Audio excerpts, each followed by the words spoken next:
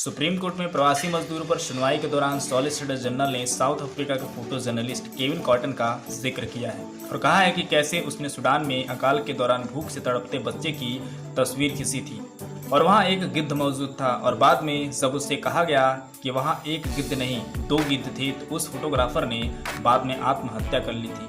मौजूदा कोरोना संकट में प्रवासी मजदूरों के मामले में याचिका दायर करने वालों पर इशारों में केंद्र सरकार के वकील ने इस घटना का जिक्र करके अटैक किया है। सॉलिसिटर जनरल तुषार मेहता ने कहा है कि कोरोना महामारी पर काबू के लिए सरकार लगातार काम कर रही है, लेकिन कुछ लोग लगातार नकारात्मकता फैला रहे हैं। ये लोग एसी में बैठे हुए हैं और बुद्धिजीवी हैं और जो कुछ भी देश में किया जा रहा है उसको तरहीज नहीं दे रहे हैं। केंद्र और राज्य लगातार काम कर रही है। सॉलिसिटर जनरल ने कहा कि एक फोटोग्राफर सूडान में 1993 में पड़े अकाल के दौरान वहां गया था और भूख से तड़प रहे बच्चे की तस्वीर खींची थी। तस्वीर में एक गिद्ध भी था जो बच्चे के मरने का इंतजार कर रहा था। उसने कहा कि फोटोग्राफर ने फोटो खींची और फोटो प्रकाशित किया। फोटोग्राफर का नाम केविन कॉटन था। उसको लेकर के पुलित्जर पुरस्कार अवार्ड मिला। फोटो जब अखबार में छपा तो तमाम सवाल हुए।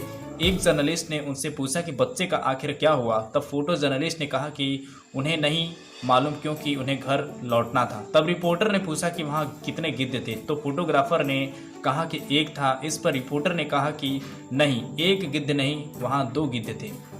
एक के हाथ में कैमरा था। बच्चों को न बचाने की ग्लानि से उन्होंने 4 महीने बाद आत्महत्या कर ली थी।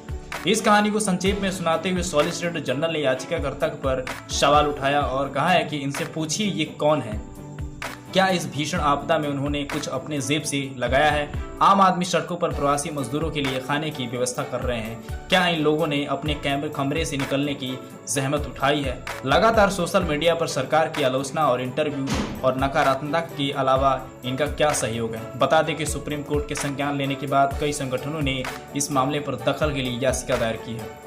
इनमें कांग्रेस के सुरजेवाला भी शामिल हैं। सुप्रीम कोर्ट में सॉलिसिटर जनरल ने कहा है कि इस तरह के लोगों ने क्या सहयोग किया है, इन पर गिद्ध और बच्चे की स्टोरी लागू होती है।